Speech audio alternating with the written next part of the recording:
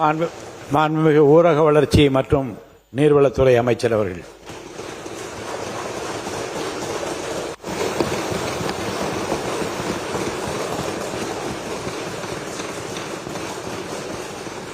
மாண்புமிகு பேரவைத் தலைவர் அவர்களே, உங்க எல்லோருக்கும் முதலமைச்சரை திரையில் நீங்க பார்த்திருப்பீங்க. 3 மாசமா நேரில் பார்த்துன்னு இருக்கிறீங்க. நான் கடந்த 28-29 வருஷமா அவருடைய நெருங்கி பழகிற வாய்ப்பு எனக்கு கிடைச்சது. அப்படி பார்க்கும்போது சினிமாவில் மட்டும்தான் நடிப்பார். அதை தாண்டி வெளியில வந்து நடின்னு சொன்னீங்கன்னா அவருக்கு நடிக்க தெரியாது. அதற்கு அப்பாற்பட்டு ஒரு நல்ல மனிதர் என்பதை இந்த நேரத்தில் நான் உங்களுக்கு தெரிவிச்சுக்கிறேன்.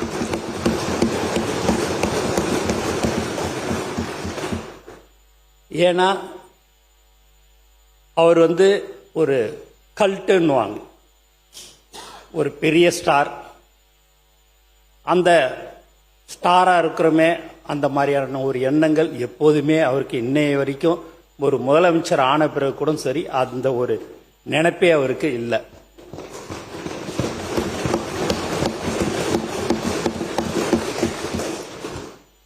மேலும் அவர் அர்ஜுன் சார் சொன்னாரு, புகழ்ச்சி அவருக்கு உண்மையாவே சொல்றோம் பிடிக்காது.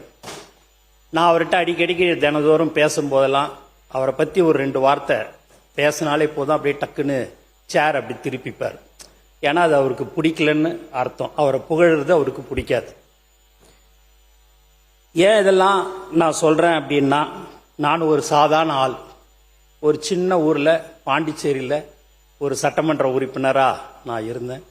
அங்கெல்லாம் உங்களுக்கு தெரியும், ஒரு கவுன்சிலர் அளவுக்கு தான் அந்த ஓட்டு அங்கெல்லாம் இருக்கும். அங்கெல்லாம் இருந்துட்டு எனக்கு இங்க ஒரு வாய்ப்பு கொடுத்து இன்னைக்கு நான் ஒரு அமைச்சரா இருக்கிறேன்னா அவரை தவிர வேற யாராலையும் அதை செய்ய முடியாது. இங்க நீங்க பாத்தீங்கன்னா எனக்கு பின்னாடி எல்லாம் சட்டமன்ற உறுப்பினர்கள்லாம் இருக்கிறாங்க. துணை சபாநாயகர் பாத்தீங்கன்னா நில்லுன்னு சொல்லும்போது, எலெக்ஷன்ல நில்லுன்னு சொல்லும்போது, ஆனா என்கிட்ட வெறும் 75,000 ரூபா தான் இருக்குதுன்னாரு. அது போதும் தலைவர் சொன்னாரு, நீ நில்லு, நான் மற்றதை பார்த்துக்கிறேன், நீ போய் நில்லுன்னாரு. நின்று இன்னைக்கு துணை சபாநாயகரா அவர் வந்துட்டாரு. நைட்டு 1:30 மணிக்கு முசிறி தொகுதியில் போன் அடிச்சேன் விக்னேஷுக்கு. நைட்டு 1:30 மணிக்கு காலையில் வான்னு சொன்னேன். தலைவர் அவரை அறிவிச்சார். அவரு இன்னைக்கு ஒரு சட்டமன்ற உறுப்பினர். திண்டுக்கல் மாவட்டத்தில் யார் யாரோ சீட்டு கேட்டாங்க. அங்க ஒன்றிய நகரத்தில் ரொம்ப நாள் இருக்கிறாங்கல்ல, அவங்களுக்கு சீட்டு கொடுக்காம ஏன் அவங்களுக்கு கொடுக்கணும்னு நினைக்கிற அப்படின்னாரு. இல்லை, யாருமே பண வசதி இல்லைன்றாங்கன்ட்டு. டெபாசிட்டுக்கு மட்டும் பணம் இருந்தா போதும், நீ அங்க இருக்கிற ஆளுக்கு நீ ஒன்றியத்துக்கே விடுன்னு சொன்னார். அவர் சென்ட்ரிங் வேலையெல்லாம் ஒரு நாளைக்கு அவருடைய கூலியே 1000 ரூபா 1500 ரூபா தான் கிடைக்கும். அவர் அண்ணா எனக்கு என்னண்ணே, எனக்கு வேணாண்ணே அப்படின்னாரு. இல்லை, தலைவர் சொல்றாரு உனக்கு கொடுக்க சொல்லி கொடுத்தாச்சுங்க. அவரும் இன்னைக்கு ஒரு சட்டமன்ற உறுப்பினராக வந்துக்கிறார்.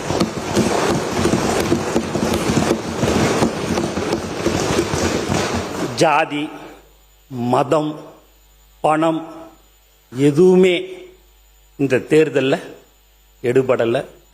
அவர் ஒருத்தருடைய முகத்துக்கோசம் நாங்கள் எல்லாம் இன்னைக்கு ஜெயிச்சு இன்னைக்கு ஒரு அமைச்சரா, ஒரு சட்டமன்ற உறுப்பினராக நாங்கெல்லாம் இருக்கிறோம். இந்த இடத்துல நான் அதை கண்டிப்பா பதிவு பண்ணணுன்றதுக்கோசம் தான் இதெல்லாம் நான் சொல்றேன். நிறைய விஷயங்கள் அவரை பத்தி நான் சொல்ல வேண்டியது இருக்குது.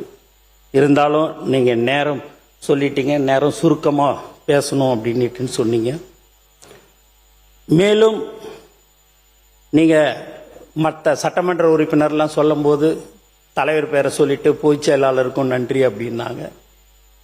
இதே வேற ஒரு தலைவர் கிட்ட இருக்கும்போது என் பேரெல்லாம் அது மாதிரி சொன்னாங்கன்னா அடுத்த நாளே அந்த பதவி இருக்காது.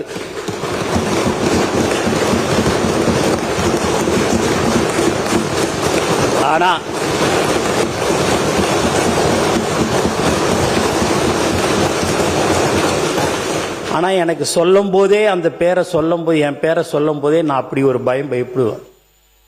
நான் என்னைக்கு 28 29 வருஷத்துக்கு முன்னாடி எங்க தலைவரை நான் பார்த்தனோ அந்த பதட்டம் இன்னைக்கும் இப்பயும் எனக்கு இருந்துகினே இருக்கும்.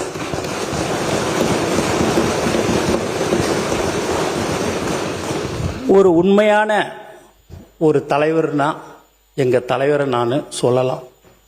நீங்க கூட நாளைக்கு ஏதாவது உங்க தொகுதிக்கோ இல்ல வேற ஒரு பிரச்சனைகள் ஏதாவது நீங்க சொன்னீங்க அப்படின்னா, நீங்க அவரை எப்படி வேணாலும் நீங்க அவரை திட்டி இருக்கலாம், இப்படி போனாலும் வந்தீங்கன்னா வாங்க, என்ன உங்களுக்கு வேணும், என்ன செய்யணும் அப்படின்னு செய்யக்கூடியவர் தான் எங்க தலைவர்.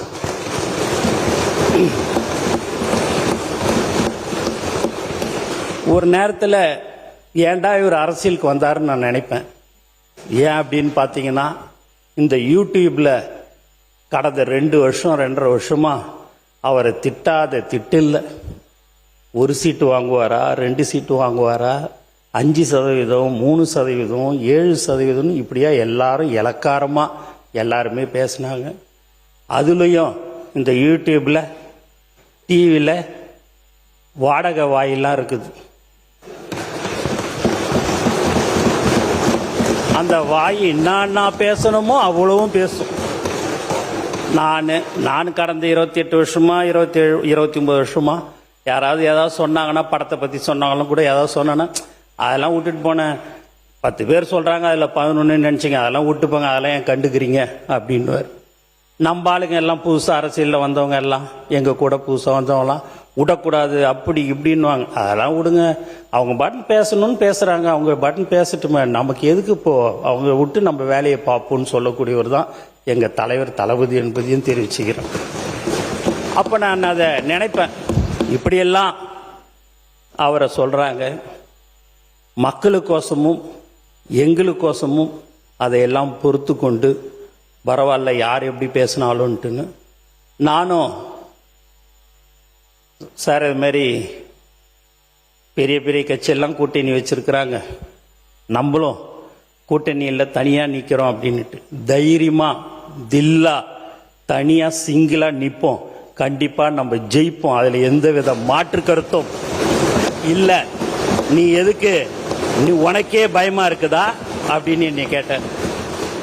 பயப்படல சார், நான் பயப்படல, இருந்தாலும் ஒரு பயம் எனக்குள்ளார ஒன்று இருக்குது. நீங்க எப்படியாவது இந்த முதலமைச்சரா நீங்க ஆகணும்.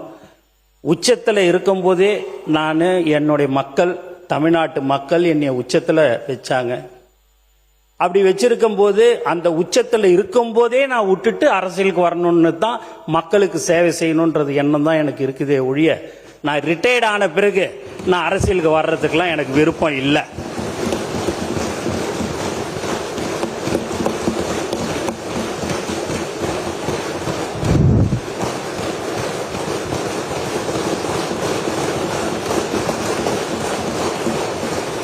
அப்படின்னு அதை சொல்லும் போதெல்லாம் நான் சரி சார் அப்படின்னுட்டு சொன்னேன். எங்க ஆளுங்க மாவட்ட செயலாளருக்கெல்லாம் சீட்டு கொடுக்கும்போது போய் வா இந்த மாதிரி சீட்டுக்கு இல்லை நீ நெல்லுன்னும் போது, இல்லை இல்லை எனக்கு வேணாண்ணே, நான் இட்டுன்னு வர ஒரு ஆளை நீங்கள் சீட்டு கொடுத்துருக்கண்ணே தொகுதியில், எங்களுக்கு வேணான்னு, நான் பார்த்துக்கிறேன்பா, டெபாசிட் மட்டும் நீ பணத்தை கட்டிட்டா போதும், நீ பாட்டுன்னு போய் விசில் சின்னத்துக்கு போய் நீ வெறும் ஓட்டை மட்டும் கேளு, அது ஆட்டோமேட்டிக்காக. இல்லை இல்லைண்ணே, ஏதாவது ஆயிடுச்சுன்னா தலைவருக்கு அது தப்பாயிடும்ண்ணே, நான் வேற யாரையாவது சொல்கிறேன்னு சொல்லி நிறையா பேர் இட்டுன்னு இப்போ 75-80% ரசிகர் மன்றமா, மக்கள் இயக்கமா, நற்பணி இயக்கமா இருக்கிறதுல இருந்தவங்க தான் இன்னைக்கு இருக்கிறாங்க. அந்த மீதி 20% எங்களுடைய மாவட்ட செயலாளர்கள் இவங்களுக்கெல்லாம் சீட்டு கொடுங்க அப்படின்னு சொல்லி சொன்னாங்க, கொடுத்தோம். அதுமாரி மாற்றுக் கட்சியிலிருந்து சில பேர் வந்தாங்க. யார் தலைவர் தளபதியை நம்பி வருகிறார்களோ அவரை ஒரு காலமும் கைவிடாமல் அவர்களுக்கு உடனடியாக அந்த எம்எல்ஏ சீட்டு கொடுக்கப்பட்டது. ஏன் இதெல்லாம் சொல்றோம் அப்படின்னு பார்த்தீங்கன்னா, உண்மையாகவே ஒரு மனிதனை எப்படியெல்லாம் புண்படுத்தணுமோ, எப்படியெல்லாம் கஷ்டப்படுத்தணும்னு எல்லாருமே நிறைய பேர் வந்து அதை செஞ்சிட்டாங்க. சர்க்கார்ன்ற ஒரு படத்துல ஒரு பேனரை கிழிக்காம இருந்திருந்தா இவங்க தான் திருப்பி வந்திருப்பாங்க. அந்த ஒரே ஒரு பேனர் தலைவர் சர்க்கார் பேனர் கிழிச்சதுனால தான் நீங்க விட்டுட்டு உக்காந்துட்டீங்க.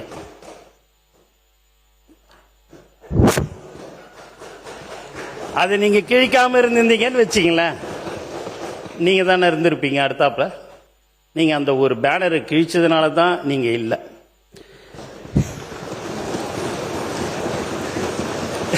எங்க அண்ணன் சிரிக்கிறார் பாருங்க, கரெக்டு தாண்டான்னு நினைக்கிற மாதிரி சிரிக்கிறார். ஏன் இப்படிலாம் சொல்றோம் அப்படின்னா, எங்களுக்கு தெரிஞ்சதெல்லாம் எங்கள் தலைவர் தளபதி, எங்களுடைய உயிர் மூச்சு நாடி அனைத்தும் தலைவர் தான். எங்களுக்கு வேற எதுவும் தெரியாது. நானும் வந்து சட்டமன்ற உறுப்பினராக பாண்டிச்சேரியில் இருந்தேன் அப்படின்னா நலத்திட்ட உதவிகள், இதேமாரி ஸ்வச் பாரத் திட்டம், குப்பை வாரம் திட்டம், அந்த இதெல்லாம் நானே தனியாக வண்டியெல்லாம் விட்டு தலைவர் பேரில் அப்பயும் அவருடைய ஃபோட்டோ காமிச்சு ஜெயிச்சு நான் ஒரு சட்டமன்ற உறுப்பினராக இருந்தேன். அண்ணன் காலையில் சொன்னார், சரி அண்ணன், நான் அரசியல்வாதி இல்லை, ஆனால் நீங்கள் ரிஜிஸ்ட்ரேஷன் பண்ணது அரசியல்னு அப்படின்னு சொன்னார். அரசியல் ரெண்டு விதம் இருக்குது. ஒன்று தூய்மையான அரசியல், ஒன்று இப்படி தாண்டா இருக்குது இந்த அரசியல்ன்றது தான். அந்த மாதிரியான ஒரு தூய்மையான அரசியலை நாங்கள் தேர்ந்தெடுத்தோம். இன்னைக்கு ஒரு சட்டமன்ற உறுப்பினராக இருந்து இன்னைக்கு ஒரு அமைச்சராக நான் இன்னைக்கு இருக்கிறேன். டி நகர் தொகுதியில் உண்மையாக சொல்கிறேன், 4 நாள் தான் போய் ஓட்டு கேட்டேன். அதுக்கப்புறம் மீதி நாள்லாம் தலைவரோட நான் பிரச்சாரத்துக்கு அவர் கூட போயிடுவேன். சாயங்காலம் 7 மணிக்கு ஃப்ளைட் அவுட்டு இறங்கும், 8-8:15 போவேன். ஒரு 1 மணி நேரம் பிரச்சாரம் பண்ணுவேன், வந்துடுவேன். அப்போ ஜீப்பில் ஏறி போகும்போதே பார்த்தீங்கன்னா 10 மாடி 12 மாடி இருக்கும். அப்படியே ஒரு செல்ஃபோனை எடுத்துக்கின்னு அவங்களுடைய பேரனோ ஒரு பையனோ யாரோ தெரியாது காட்டுவாங்க. வயசான பாட்டி, ஒரு 70-75 வயசு இருக்கும். அவங்க வந்து வாயில் விசில, கண்டிப்பாக உனக்கு தான் ஓட்டு அப்படின்னு நான். அதனால் இந்த டி நகர் தொகுதி மக்களுக்கு இந்த நேரத்தில் என்னுடைய மனமார்ந்த நான் நன்றியை நான் தெரிவிச்சுக்கிறேன். எனக்கு கண்டிப்பாக எங்களை பொறுத்த வரைக்கும் நாங்கள் 107 பேர் இங்கே இருக்கிறோம் அப்படின்னா எங்களுக்கோசம் யாருக்கும் ஓட்டு போடல. எங்கள் தலைவர் தளபதிக்காக மட்டும்தான் ஓட்டு போட்டாங்க.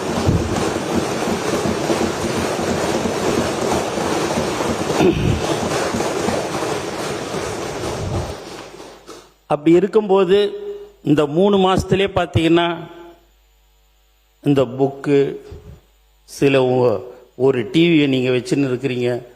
அப்பா, யாரோ ஒருத்தன் ஆன்லைனில் ஒரு உறுப்பினர் கார்டு எடுத்திருந்தா அதை வச்சு தோபார் ஆன்லைன் கார்டை தாவேக்கா உறுப்பினர், தாவேக்கா நிர்வாகின்னு சொல்லி எல்லாத்துலேயும் தினந்தோறும் ஏதாவது ஒன்று சொல்லிக்கினே இருக்கணுன்றது ஒரு குறியாகவே இருக்கிறாங்க.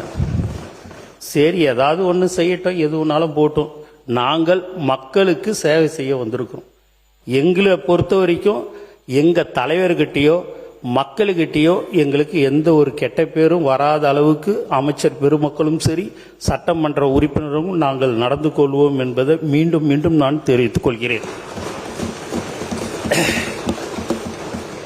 அதுமாரி எங்கள் மாவட்ட செயலாளர்லாம் பார்த்தீங்கன்னா ஒன்றியம், நகரம், கிளை அணி தலைவர்கள்லாம் நாளைக்கு பட்னி தினம், உலக பட்னி தினம், சாப்பாடு போடுன்னு சொன்னால் சரி, காசு இருக்குதோ இல்லையோ தலைவர் தளபதி அறிவுறுத்தலின்படி அப்படின்னு தான் நான் ஒரு மெசேஜ் போடுவேன்.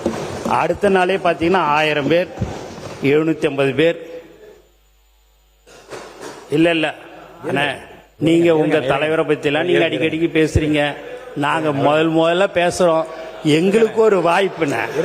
எங்க தலைவர் இல்ல, அதே எங்க தலைவர் இங்க பக்கத்துல இருந்தானா நான் கண்டிப்பா பேசவே மாட்டேனே. ஒரே ஒரு வார்த்தையை நான் பேசிட்டு நான் அடுத்த உரைக்கு நான் போயிடுவேன். உண்மையாதான் சொல்றேன். மாண்புமிகு அமைச்சர் சொல்ற உருக்கமான அந்த வரலாற்று செய்திகள்லாம் பலர் கேட்டறியாது, நாம் அவையில் இருக்கிற உறுப்பினரே கேட்டறியாத அந்த செய்திகள் நாட்டு மக்கள் தெரிந்து கொள்ள வேண்டிய செய்தி. சொல்ல விடுங்க, சொல்ல. உங்களை எதுவுமே எங்க தலைவரை பத்தி, எங்க கட்சியை பத்தி நான் பேசுறேன். யார் சொல்ல முடியும்? சொல்லுங்க. உங்களுக்கு போர் அடிக்காது. இல்ல நீங்க எனக்கு சொல்லுங்க. கதை சுவாரஸ்யமா இல்ல தான் இருக்கும். ஏன்னா உண்மை கதையைத்தான் நான் நீங்க சொல்றேன். நீங்க சொல்லுங்க. நீங்க சொல்லுங்க. நமக்கு தேர்தலில் மட்டும்தான் அந்த 15 நாள் தான் நீங்களா நானான்னு பார்க்கணும். மற்ற அந்த 5 வருஷத்துல எங்களோட இணைந்து மக்களுக்கு என்னென்ன தேவைகளோ அதையெல்லாம் சொன்னீர்கள் என்று சொன்னால் மாண்பு முதலமைச்சரும் சரி எங்களுடைய அமைச்சர் பெருமக்களும் உங்களுக்கு ஒத்துழைப்பு கொடுப்போம் என்பதை தெரிவிச்சுக்கிறேன். ஏன்னா அந்த 15 நாள் சண்டைன்றதுனால சொல்றேன், அந்த 15 நாள் ஆனாலும் சரி நாங்கள் தான் திருப்பி வருவோன்றதையும் சொல்லி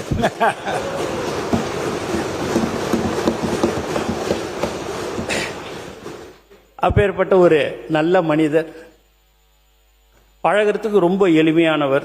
ஒரு பெரிய ப்ரொடியூசர் வந்தாலும் ஒரு 5 நிமிஷம் தான் பேசுவார். சாதாரண கொத்தனார் இவங்க சித்தால் இவங்க கிட்டலாம் ஒரு 2 மணி நேரம். நான் எப்பயுமே 20 நாள், இப்போ ஒரு மாதத்தில் 20 நாள் ஷூட்டிங் நடக்கும். 10 நாள் அவருக்கு அந்த பிரேக் இருக்கும். அந்த 10 நாளில் பார்த்தீங்க அப்படின்னா யார் யாரை பார்க்கணும், நிர்வாகிகளை பார்க்கணும் அப்படின்றத சொல்லுவார். நான் இவங்களை எல்லாருமே அடுத்த நாளே ஒரு 15 பேர் 20 பேரை அவருடைய அலுவலகத்துக்கு இட்டுன்னு போவேன். அவங்க 15-20 பேர் உக்காந்து பேசுவாங்க. அவங்க 2 மணி நேரம் 2.5 மணி நேரம் அவங்க கிட்ட பேசி வீட்டில் எப்படி இருக்கிறீங்க, எல்லாரும் தொகுதியில் எப்படி இருக்குது, மக்கள் எப்படி இருக்கிறாங்க எல்லாத்தையுமே கேட்பார். எக்காரணத்து கொண்டும் கடன் வாங்கி செலவு செய்வானா, முதல்ல குடும்பத்தை பாரு, அதுக்கு அடுத்த தொழிலை பாரு, அதுக்கு கிடைக்கிற வருமானத்தில் ஏதோ 1% 2% இருந்தால் முடிஞ்சா நீ செலவு பண்ணு, இல்லைன்னா செய்யாத அப்படின்னுடுவார். எங்கள் ஆளுங்க கடந்த 28-29 வருஷமா 30 வருஷமா எல்லாமே அன்னையிலேருந்து இன்னை வரைக்கும் தளபதி விலையில்லா விருதகம், தளபதி விலையில்லா ரொட்டி முட்டைப்பால் திட்டம், தளபதி நூலகம், தளபதி பயிலகம், தளபதி வீடு கட்டும் திட்டம், இப்படின்னு நாங்கள் பல்வேறு திட்டங்களை நாங்கள் எல்லாமே தலைவர் பேரில் செஞ்சுருக்கிறோம். அதில் டக்குன்னு கூப்பிடாரு, அவங்க ரொம்ப செலவு பண்ணியிருக்கிறாங்க, நீ போய் முதல்ல அந்த பணம் எவ்வளோ செலவு பண்ணாங்களோ அதை போய் கொடு, நான் கொடுக்குறேன்னு சொல்லி கொடுப்பாரு. எங்கள் ஆளுங்க கிட்ட 1000 ரூபா இருக்காது. இந்த இடான்னு 5 லட்ச ரூபா கொடுத்தாலும் வேணவே வேணாம், நான் தலைவர் கிட்டேருந்து வாங்கவே மாட்டேன், என்னுடைய சொந்த பணத்தில் தான் நாங்கள் எல்லாரும் சேர்ந்து பண்ணுவோம் அப்படின்னுவாங்க.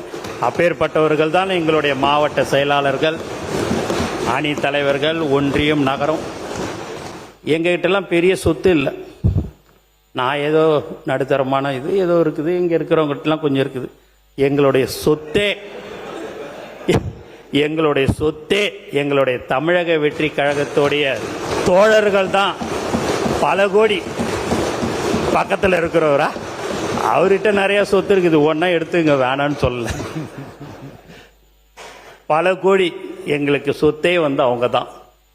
தலைவருக்கு இன்னைக்கும் சொல்றது, எக்காரணத்தை கொண்டும் யார் வந்தாலும் சரி, எப்பேற்பட்டவர்கள் வந்தாலும் சரி, நம்மளுடைய பழைய ஆட்களை ஒரு ஆட்களை கூட நீ விட்டுவிடக்கூடாது, அவர்களுக்கு என்ன தேவைகளோ அதை நீ செய்து தர வேண்டும் சொல்லக்கூடிய தலைவர் தான் எங்கள் தளபதி.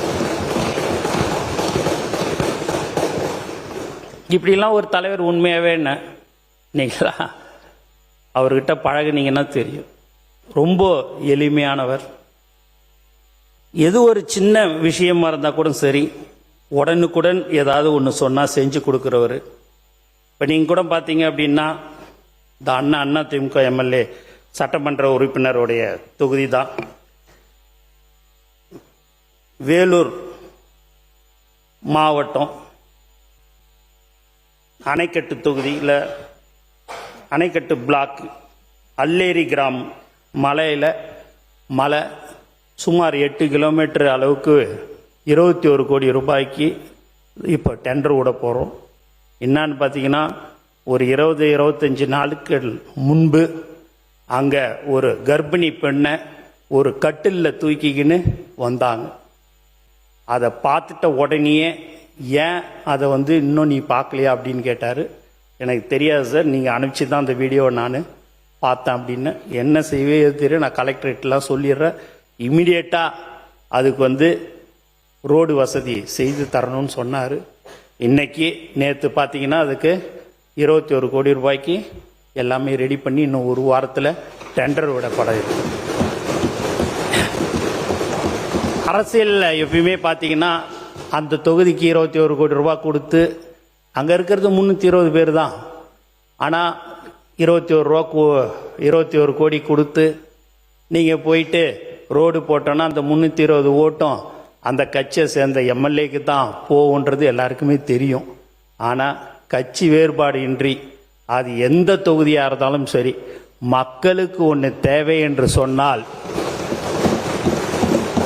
அதை உடனடியாக அமைச்சர் பெருமக்கள் செய்து தர வேண்டும். அவர்கள் இந்த கட்சி அந்த கட்சி என்ற வேலையெல்லாம் இங்கே இருக்கக்கூடாது. அதை நீங்கள் உடனடியாக செய்யணும்னு சொல்லக்கூடிய ஒரு அற்புதமான மனிதர் தான் எங்கள் தலைவர் தளபதின்றதை நான் இந்த நேரத்தில் தெரிவிச்சுக்கிறேன். மேலும் நீங்கள் பார்த்தீங்க அப்படின்னா பாண்டிச்சேரியில் ஒரு 3-4 தடவை பிரம்மாண்டமான ஒரு பொதுக்கூட்டம்லாம் நடத்தினேன். அதில் நான் சட்டமன்ற உறுப்பினராக இருந்தேன். மத்திய அமைச்சர் முதலமைச்சர்லாம் கலந்துக்கினாங்க. அப்போ நான் சொன்னேன், அந்த 1,00,000 பேர் இருக்கும்போது சொன்னேன், ஒரு 15 வருஷத்துக்கு முன்னாடியே 16 வருஷம் இருக்கும், 5 வருடத்துக்கு ஒரு முறை சட்டமன்ற உறுப்பினர் என்ற பதவி வந்து போகும். தளபதி ரசிகர் என்ற பதவி தான் எனக்கு கடைசி காலம் வரைக்கும் இருக்கும் என்று சொன்னேன். அந்த பதவிதான் இன்று என்னை இங்க அமைச்சராக ஆக்கி இருக்கிறார்கள் என்பதை இந்த நேரத்தில் நான் சந்தோஷத்துடன் தெரிவித்துக் கொள்கிறேன். எத்தனை ஜென்மம் எடுத்தாலும் நாங்கள் அவருடன் இருக்க வேண்டும் என்பதுதான் எங்களுடைய எல்லோருடைய மனசில் இருக்கிறது.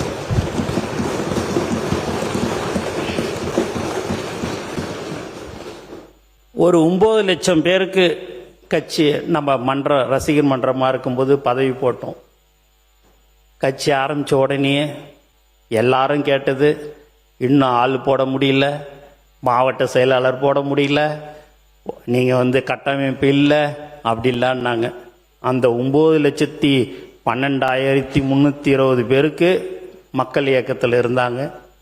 அவங்களுக்கு 3,16,217 பேருக்கு நாங்கள் அந்த போஸ்டிங் போடணும். அப்போ குறைஞ்சது ஒரு 6 லட்சம் பேருக்கு பதவி எங்களால் கொடுக்க முடியாது. அதையெல்லாம் சரி பண்ணி அந்த கட்டமைப்பை உருவாக்கி இன்னைக்கு தமிழக வெற்றி கழகம் வெற்றி பெற்றிருக்கிறது என்பதை தெரிவிச்சுக்கிறேன். அதில் எப்படியாவது சில பேர் குளிர் காயணும், எப்படியாவது கட்சி 2 ஆகும் 3 ஆகும் 4 ஆகும் அப்படிலாம் நினச்சாங்க. அதுக்கெல்லாம் வாய்ப்பே இல்லை. இப்போ கூட சரி, எங்கள் ஆளுங்க கிட்டேருந்து நீங்கள் ஒரே ஒரு ஆளை கூட நீங்கள் இப்படி இன்னாட்ட இப்படி வான்னு சொன்னால் வரவே மாட்டாங்க.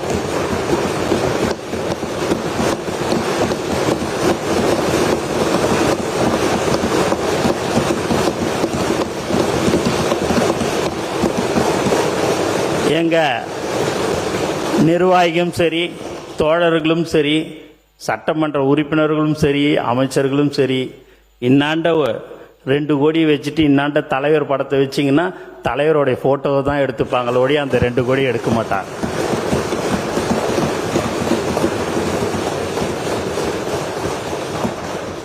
ஏன்னா அவ்வளோ மரியாதை கொடுப்பார்.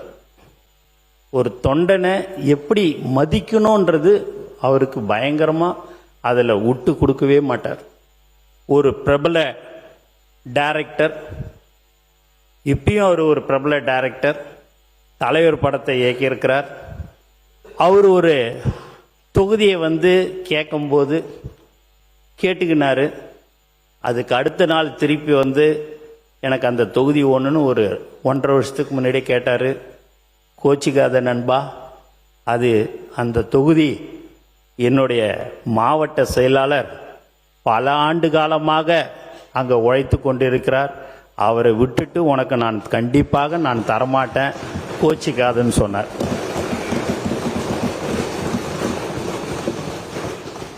ஏன் அண்ணனே இங்கே இருக்கிறார். உண்மையாகவே ஒரு சபாநாயகர் எங்களுடைய கட்சிக்கு கிடைத்த வரம்ன்ட்டு கூட நாங்கள் சொல்லலாம்.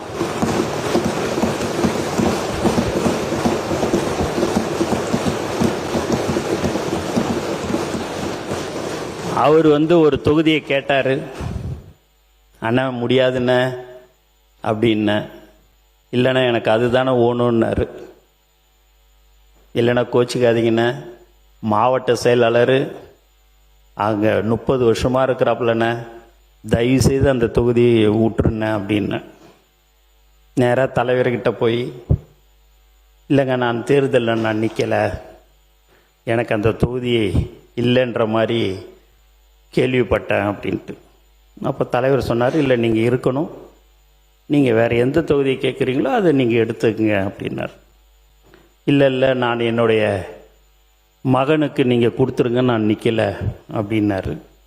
தலைவர் அப்படி இல்லை, 30 வருஷமாக என்னையே நம்பி சைக்கிளில் போய் போஸ்டர் ஒட்டி கொடி கட்டி இன்னைய வரைக்கும் எனக்கோசம் அவன் இத்தனை வருடமாக இருந்திருக்கிறான். அவனை எக்காரணத்தை கொண்டும் ஒரு சாதாரண தொண்டனை நான் விடமாட்டேன்னு. அதே போல நீங்களும் எனக்கு வேண்டும், அதற்காக நீங்கள் நின்னே ஆக வேண்டும் என்று சொன்னார். அவர் ஒரு தொகுதியில் வேற தொகுதியில் நின்னார். அண்ணன் ஜெயிச்சாரு. இன்னைக்கு ஒரு சபாநாயகராக பார்க்கறதுக்கே ஒரு அம்சமா, ஒரு அழகா அவருடைய பேச்சு, அவருடைய இப்போ நான்லாம் பேசும்போது பார்த்தீங்க அப்படின்னா பேப்பரை கொடுத்து படிக்க சொன்னீங்கன்னா அப்படியே 2-3 வார்த்தை ஏதாவது ஸ்லிப் ஆகும். அதை நான் அப்படியே அவர் வாயே, எங்கள் அண்ணன் வாயை பார்த்துன்னு இருப்பேன். அவ்வளோ அழகாக திருத்தமாக ஒரு வார்த்தையும் அவ்வளோ அழகாக பேசக்கூடிய ஒரு சபாநாயகர் எங்களுக்கு கிடைச்சிருக்கிறாரு. இந்த நேரத்தில் எங்களுடைய தலைவர் தளபதி அவருக்கு எங்கள் சபாநாயகரை அவர் ஆக்கியதற்கு இந்த நேரத்தில் நான் மனமார்ந்த வாழ்த்துக்களையும் நான் நன்றியும் தெரிவிச்சுக்கிறேன். அதுக்கு அடுத்தபடியாக ஃபைனான்ஸ் மினிஸ்டர் அவர் நீங்கள் பார்த்தீங்கன்னா வரும்போது முடியெல்லாம் இப்படி வச்சுக்கின்னு வந்தார். வந்தவுடனே ஆஃபீஸுக்கு வந்த உடனே, அண்ணா இப்படிலாம் வச்சுக்கூடாதுண்ணே, நீ தேர்தலில் நிற்கணும்னா அந்த முடியெல்லாம் கட் பண்ணிடணுண்ணே. அப்படியே நீ மேலே கீழே பார்த்தாரு. சரி ஃபஸ்ட்டு அனுபவம் சரின்னு சொல்லி போயிட்டு அடுத்து ஒரு வாரம் கழித்து பார்க்கும்போது பார்த்தீங்கன்னா முடிகிடியெல்லாம் கட் பண்ணின்னு கரெக்டாக வந்தார். கண்டிப்பாக நீ எம்எல்ஏ ஆகிடணுண்ணே. ஏன் இதெல்லாம் சொல்கிறோன்னா, இப்படி தான் இருக்கணும், இப்படி தான் போகணுன்றது எங்கள் கட்சியில் நாங்கள் இருந்தோம். எங்கள் தலைவர் அப்படி தான் எங்களை வழி நடத்தினார். அப்போ அவர் ஃபைனான்ஸ் மினிஸ்டராக இருக்கும்போது அவர் எப்படி பட்ஜெட் உரையை தாக்கல் பண்ணுவார் இப்படின்ற ஒரு பயம் பதட்டம்லாம் இருந்தது. உண்மையாகவே மிக சிறப்பாக தெல்ல தெளிவாக அவர் அந்த பட்ஜெட்டை தாக்கல் பண்ணார். அவருக்கும் எங்கள் தலைவர் சார்பாகவும் தளபதி அவருக்கு இந்த நேரத்தில் நான் நன்றியை தெரிவிச்சுக்கிறேன். அதுக்கு அடுத்தபடியாக விவசாயத்துறை அமைச்சர் அவர் நீங்கள் பார்த்தீங்கன்னா இளைஞர், அவர் பட்ஜெட்டு எப்படி இருக்குமோ ஏதுன்ற அந்த ஒரு பயம் பதட்டம்லாம் இருந்தது. அவரும் மிக சிறப்பாக அந்த பட்ஜெட்டை தாக்கல் செய்தார். ஏன்னா நீங்கள் எல்லாருமே சொல்லலாம், ஒரு சில பேர் தான் இங்கே பழைய அமைச்சர் சட்டமன்ற உறுப்பினர்கள். உங்களுக்கு எல்லாருக்கும் என்னடா இது இவனுங்க எல்லாம் சின்ன பசங்க, இவனுங்க எப்படி இருப்பானுங்களேன்னுட்டுன்னு. இப்போ மக்கள் பேசுகிற ஒரு விஷயம், உண்மையாகவே எல்லாருமே மந்திரியும் சரி சட்டமன்ற உறுப்பினரும் சரி தமிழக வெற்றி கழகம்லாம் ரொம்ப சூப்பராக பேசுகிறாங்க, நல்லா பண்ணுறாங்கன்றது தான் எல்லாரோடைய கருத்தும்.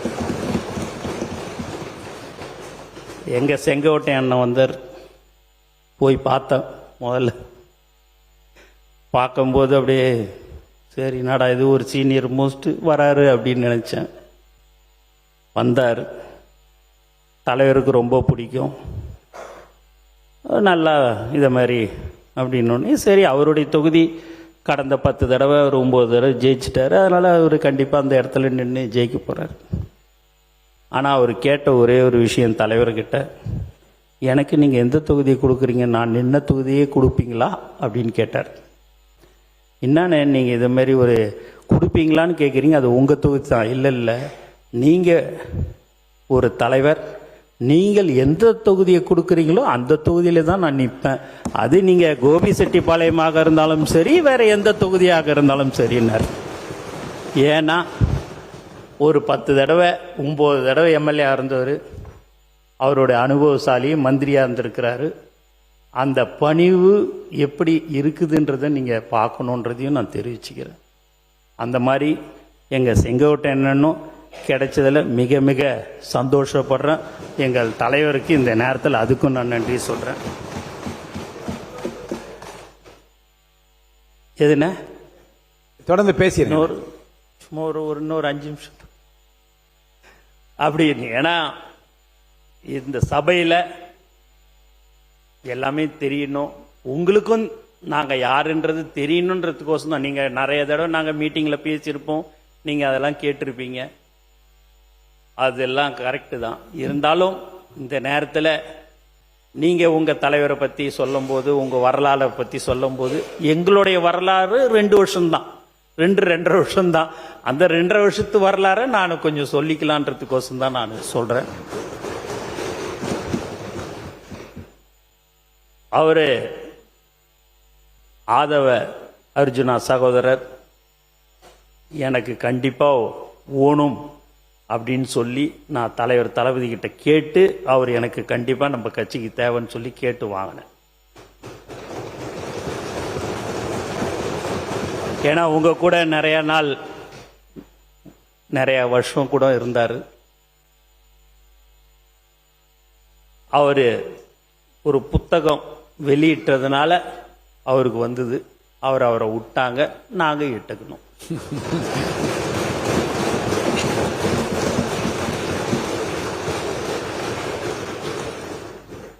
எங்க ஐஆர்எஸ் அருண்ராஜ் சார், ஏன் சார் எதுக்கு சார் அரசியல்?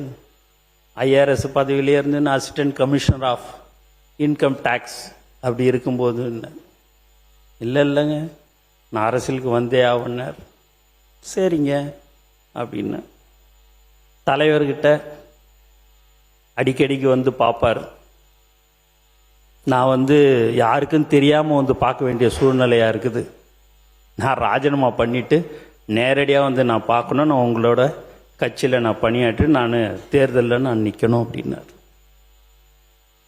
அவங்க மாமனார் மாமியார் எல்லாருமே உன்னை ஐஆர்எஸ்க்கு தான் நான் பொண்ணு கொடுத்தேன், அரசியலுக்கு நீ போவேன்னு தெரிஞ்சா நான் கண்டிப்பாக உனக்கு பொண்ணே கொடுத்துருக்க மாட்டேன்ல நிலைமையெல்லாம் அவருக்கு வந்துச்சு. ஆனால் தலைவர் ஒன்று தான் சொன்னார், அந்த ஐஆர்எஸ் பதவியோட நீங்கள் நம்மளுடைய கட்சியில் ஒரு நல்ல இடத்துக்கு நல்ல பதவிக்கு வருவீங்க, பயப்படாமல் தேர்தலில் நில்லுங்க, ரிசைன் பண்ணிட்டு வாங்கன்னு சொல்லக்கூடிய ஒரு தலைவர் தான் எங்கள் தலைவர் தளபதி. அந்த நம்பிக்கை எனக்கும் அந்த நம்பிக்கை இருந்தாலும் அவருடைய வில் பவர், எதையும் சாதிக்க முடியும். எதையாவது ஒன்று சொன்னார்னா அது செய்யறதா இருந்தால் மட்டும்தான் சொல்லுவார். இல்லைன்னா நீங்கள் எப்படி சொன்னாலும் சரி அதை செய்ய முடியாது இருக்குதுன்னா கண்டிப்பாக அவர் அதை சொல்லவே மாட்டார். இப்போ கூட அவருடைய சிந்தனையே எதையெல்லாம் நாம் மக்களுக்கு வாக்குறுதி கொடுத்தோமோ அதை படிப்படியாக அனைத்தும் செய்து தர வேண்டும் என்ற ஒரு நல்ல எண்ணத்தில் கூடிய இருக்கிறவர் தான் எங்கள் தலைவர்.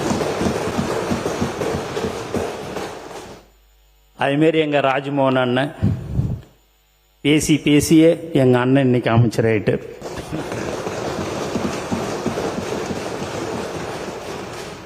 எல்லாரும் பார்க்குறாங்க கூட்டணி கட்சியில் இருக்கிறவர், என்னடா இது என்னை பற்றி எதுவுமே சொல்லலையா அன்னிட்டுன்னு. அதெல்லாம் விஸ்வநாத அண்ணனும் சரி, நானாவும் சரி, டூரிசம் மினிஸ்டரும் சரி, விசிகேலேருந்து இருக்கிற அண்ணனும் சரி, எல்லாமே எங்களுக்கு உண்மையாகவே எங்கள் தலைவருக்கு ஒரு உண்மையானவர்கள் எல்லோரும் எங்களுடன் இருக்கிறார்கள் என்பதை இந்த நேரத்தில் தெரிவிச்சுக்கிறோம். அவர் வெங்கட் சார் ரொம்ப காலமாக ட்ரெஷரராக நம்ம எங்களுடைய தலைவரோடு இருந்தார். இன்றைக்கி அவருக்கும் இன்னைக்கு சீட்டு கொடுத்து இன்றைக்கி ஒரு சட்டமன்ற உறுப்பினராக இருக்கிறாரு. இங்கே இருக்கிற பின்னாடி அமைச்சர்கள் எல்லாருமே நீங்கள் பார்த்தீங்கன்னா எல்லாருமே ரசிகர் மன்றத்திலேருந்து தான் நாங்கள் எல்லாமே வந்தோம். ரசிகர் மன்றம், அப்பத்துலேருந்து நற்பணி பண்ணுறோன்னு எல்லாமே 28 29 வருஷமாக இருந்தோம். அதனால தான் நான் சொன்னேன், ஒருத்தவங்கள கூட யாருமே இப்படியும் இழுக்க முடியாது அப்படியும் இழுக்க முடியாது. எந்த இடம்னு பார்த்தா தலைவர் தளபதின்றது மட்டும் அவர் கூடயே தான் வாழ்நாள் முழுவதும் சாகும் வரை தலைவர் தளபதி கூட தான் நாங்கள் எல்லோரும் இருப்போம்.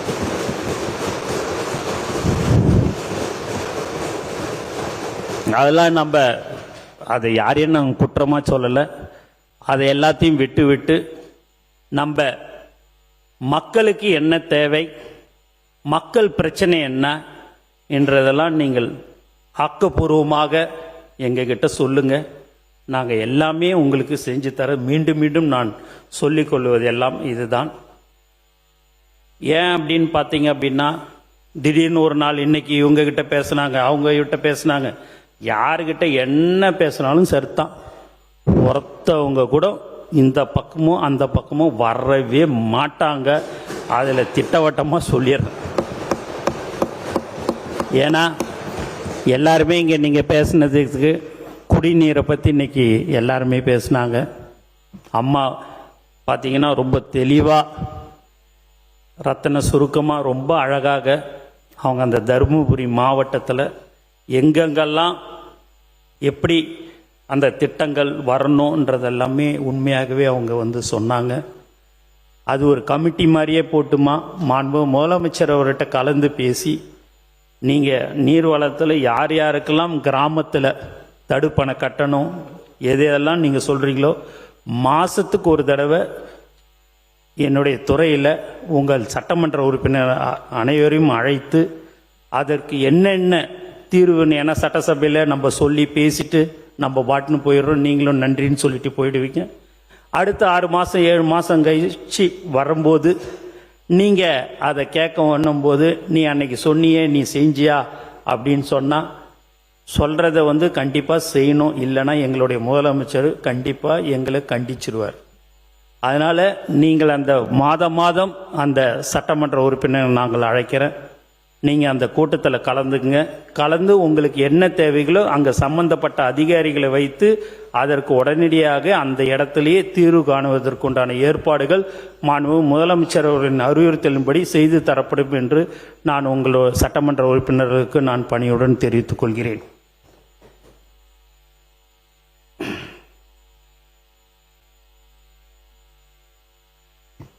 மேலும்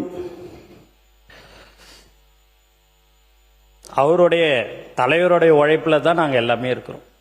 அவர் 30-32 வருஷத்துக்கு முன்னாடி கஷ்டப்பட்டு, அவங்க அப்பா கஷ்டப்பட்டார், ஆனால் இவர் தங்கத்தட்டில் வச்சு தான் அவங்க அப்பாவும் அம்மாவும் பார்த்துக்கினாங்க. ஆனால் இன்னைக்கு காலையிலேருந்து நைட்டு வரைக்கும் சிந்தனை அங்கே ஓடுறது இங்கே ஓடுறதுன்னு ஓடிக்கொண்டே இருக்கக்கூடிய ஒரு தலைவராக எங்கள் தலைவர் தளபதி மக்களுக்காக இருக்கிறார் என்பதை தெரிவிச்சுக்கிறோம். அவருடைய உழைப்பில் தான் நாங்கள் இன்றைக்கி எல்லாமே சட்டமன்ற உறுப்பினராகவும் அமைச்சர்களாகவும் இருந்து கொண்டு இருக்கிறோம்.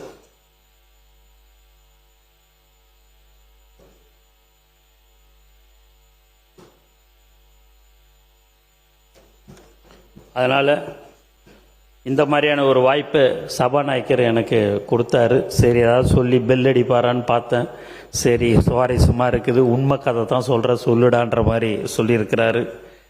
அதுமாரி என்னுடைய முன்னாள் அமைச்சர் ஜனாப் சிஎம் அஷ்ரஃப், என்னுடைய அமலோற்பம் மேல்நிலைப்பள்ளி முதல்வர், எனக்கு வாத்தியார் எஸ்ஏ லூர்சாமி மற்றும் ஜான் சார், விஷ்ணு சார், எல்லாருமே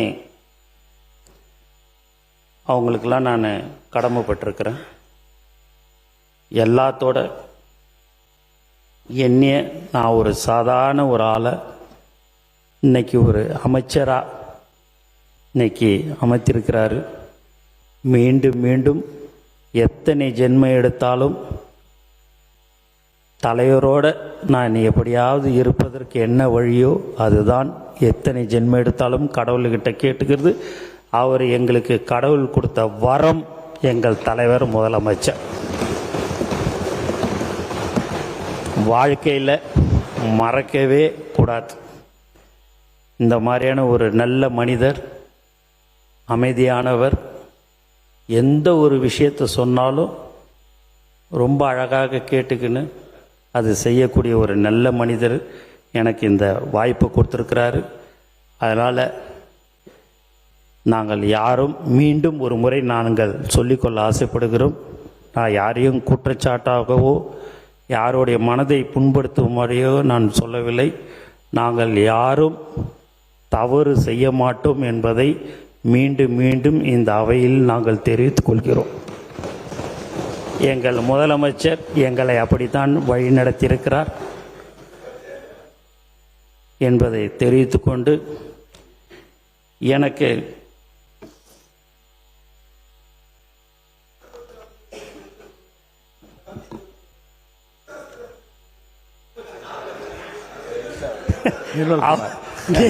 நீங்க தான் இப்போ சபையில் இல்லைல்ல, மின்சாரத்துறை அமைச்சர் நல்ல அமைச்சர் தாங்க, இளைஞர் அவரும் நல்லா தாங்க பண்ண. நீங்க தான் ஃபீஸ் கேரியர் எடுத்துன்னு போயிடுறாங்க உங்க ஆளுங்க. நாங்க என்ன பண்றதுன்னு, நாங்க என்ன பண்றது? நைட்ல ஒரு வண்டி வச்சுக்கின்னு, ஒரு வேனை வச்சுக்கின்னு, ஜீப்பை வச்சுக்கின்னு அவர் ஜீப்லயே போறாரு. போனா நைட்டு ஏன் கரண்ட் இல்லன்னு உட்காருங்க சார், நீங்க உட்காருங்க. இல்ல இல்ல நீங்க உங்களே அண்ணனை சொன்ன உருக்கமான ஒரு நிகழ்வு. ஆமா, அமைதியா இருக்கு. உங்களை சொல்லல, சட்டமன்ற உறுப்பினரை சொல்லல. நீங்க பேசுங்க. ஒரு ஃபீஸ் கேரியரை டக்குன்னு எடுத்துடுறாங்க, அங்க போனா பார்த்தா ஃபீஸ் கேரியரை காணும்னு. அதனால நான் அப்படி சொன்னேன். நீங்க அதை தவறுதலாக எடுத்துக்கொள்ள வேண்டாம். ஆகவே மாண்பு பேரவைத் தலைவர் அவர்களே, உங்களுக்கு என்னுடைய மனமார்ந்த நன்றியை நான் தெரிவிச்சுக்கினேன். நேரத்தின் அருமை கருதி அறிவிப்புகளின் தலைப்புகளை மட்டும் இந்த மாமன்றத்தில் படிக்கிறேன். அனைத்தையும் படித்ததாக கருதி அவை குறிப்பில் ஏற்றிக் கொள்ளுமாறு பணிவன்புடன் கேட்டுக்கொள்கிறேன். அவ்வளவுதான். எல்லாத்தையும் படிச்சிருவானா? இல்ல, தலைப்பு மட்டும் படிச்சிருவேன். தலைப்பில இருக்கு, படிச்சுதா போதுமா? ஒரு அஞ்சஞ்சாவது ஏன்னா போதுமாண்ணா? ஒரு அஞ்சஞ்சாவது ஒன்றுக்கு படிச்சிடறேண்ணா. ஒரு அஞ்சு ஃபர்ஸ்ட் 5 படிச்சிடறேன். தலைப்பு மட்டும் நீங்க படிச்சிடலாம். ஊரக வளர்ச்சி மற்றும் ஊராட்சித்துறை, வறுமை ஒழிப்பு திட்டங்கள் மற்றும் ஊரக கடன்கள். மாணிக்கை கோரிக்கை எண் 42. நடப்பாண்டில் சிறப்பாக செயல்படும் 1000 சுய உதவிக்குழுக்களுக்கு 1 லட்சம் ரூபாய் வீதம் ஊக்கத்தொகையாக வெற்றி பெண்கள் சுய உதவிக்குழு விருது வழங்கப்படும். மகளிர் சுய உதவிக்குழுக்கள் தயாரிக்கும் பொருட்களை சர்வதேச சந்தையில் சந்தைப்படுத்தும் வகையில் 2 கோடி ரூபாய் மதிப்பீட்டில் ஒருங்கிணைந்த பிரதிபலிமான மின் வணிக தளம் உருவாக்கப்படும். மகளிர் சுய உதவிக்குழுக்கள் மற்றும் மகளிர் தலைமையிலான சுய உதவிக்குழு தொழில் நிறுவனங்கள் உற்பத்தி செய்யும் பொருட்கள் மற்றும் வழங்கும் சேவைகளுக்கு உறுதியான சந்தை வாய்ப்பை உருவாக்கும் வகையில் அரசு துறைகள் மற்றும் அரசு சார் நிறுவனங்களில் மகளிர் சுய உதவிக்குழுக்கள் மற்றும் மகளிர் தலைமையிலான சுய உதவிக்குழு தொழில் நிறுவனத்திலிருந்து முன்னுரிமையில் கொள்முதல் மேற்கொள்ளப்படும். திருநர்களின் நலனுக்காக 3.17 கோடி ரூபாய் மதிப்பீட்டில் ஒரு விரிவான திட்ட செயல்படுத்தப்படும்.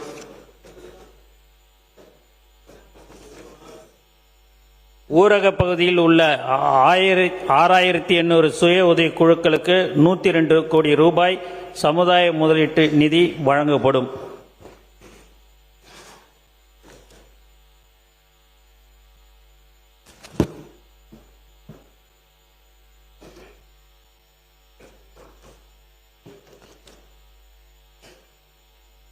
ரூபாய் 1634 கோடி மதிப்பீட்டில் ஊராட்சி ஒன்றிய சாலைகள் மற்றும் கிராம ஊராட்சி சாலைகள் மேம்படுத்தப்படும். ஊரக பகுதியில் பசுமை பரப்பை அதிகரித்து சுற்றுச்சூழல் சமநிலையை மேம்படுத்தும் நோக்கில் 2 கோடி மரக்கன்றுகள் நடவு செய்யப்படும். ஊரக பகுதியில் மரக்கன்று நடவு பணிகளுக்கு தேவையான மரக்கன்றுகளை வளர்க்க தற்போது பயன்பாட்டில் உள்ள நாற்றங்காலுக்கு கூடுதலாக 10,000 மரக்கன்றுகள் வளர்க்கும் திறன் கொண்ட 250 புதிய நாற்றங்கால் ரூபாய் 35 கோடி மதிப்பீட்டில் அமைக்கப்படும். ஊரக பகுதியில் நீர் வளத்தையும் பாசனத்துறையையும் மேம்படுத்தும் வகையில் 10,000 புதிய இடங்களில் புதிய குளங்கள் ரூபாய் 650 கோடி மதிப்பீட்டில் உருவாக்கப்படும்.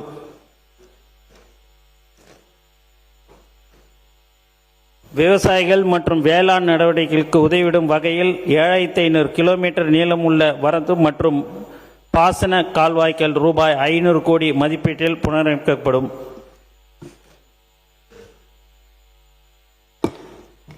நீர்வளத்துறை மானிய கோரிக்கை எண் 40.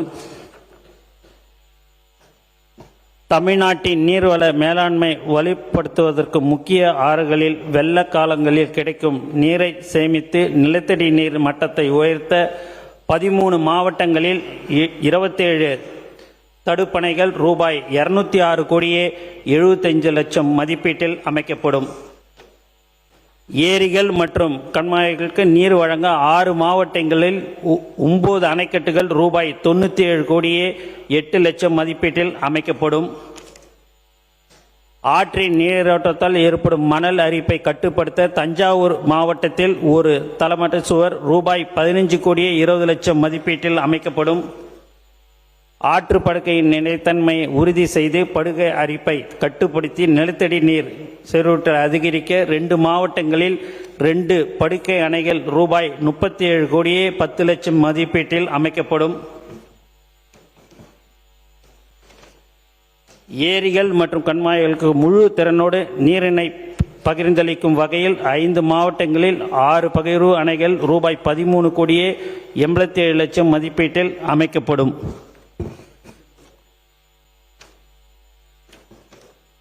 மாண்புமிகு பேரவைத் தலைவர் அவர்களே, மாண்புமிகு உறுப்பினர்களால் தெரிவிக்கப்பட்ட கருத்துக்களுக்கும் ஆலோசனைக்கும் வெட்டு தீர்மானங்களுக்கு உரிய விளக்கம் அளிக்கப்பட்டுள்ளது என நான் நம்புகிறேன். என்னால் விளக்கம் அளிக்கப்படாத கருத்துக்கள் ஏதேனும் இருப்பின் நடவடிக்கை குறிப்பேட்டில் உள்ள மாண்புமிகு உறுப்பினரின் கருத்துக்களை படித்து அறிந்து அந்த கருத்துக்களில் நியாயம் இருப்பின் அவை மீது உரிய நடவடிக்கை எடுக்கப்படும் என்று தெரிவித்துக் கொள்கிறேன். எனவே வெட்டு தீர்மானங்கள் கொடுத்துள்ள மாண்புமிகு உறுப்பினர்கள் அவற்றை திரும்ப பெற்றுக்கொண்டு நீர்வளத்துறை மற்றும் ஊரக வளர்ச்சித்துறை மற்றும் ஊராட்சித்துறை மானிய கோரிக்கைகளை நிறைவேற்றி தருமாறு அன்புடன் கேட்டுக்கொள்கிறேன்.